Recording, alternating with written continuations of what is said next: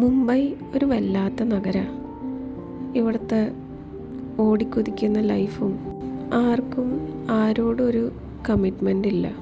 ആരും ആർക്ക് വേണ്ടി നിൽക്കുന്നുമില്ല. പക്ഷേ മുംബൈയിലെ ഫാസ്റ്റ് ലൈഫ് ഒന്ന് സ്ലോ ആവുന്ന സമയമുണ്ട്. ആൾക്കാർ ഒത്തുകൂടുന്ന സമയം, അത് ആഘോഷങ്ങളാണ്.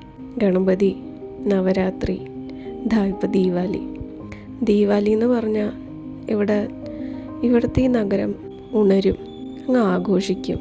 അപ്പോൾ അതിൻ്റെ കുറച്ച് കാഴ്ചകളാണ് കേട്ടോ.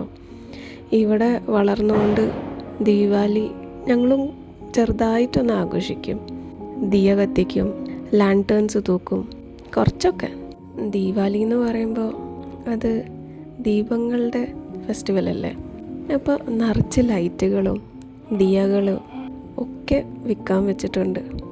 ഞങ്ങളും കുറച്ചൊക്കെ മേടിച്ചു. അത് കാണുമ്പോൾ തന്നെ മനസ്സിന് വല്ലാത്തൊരു സന്തോഷമാണ്.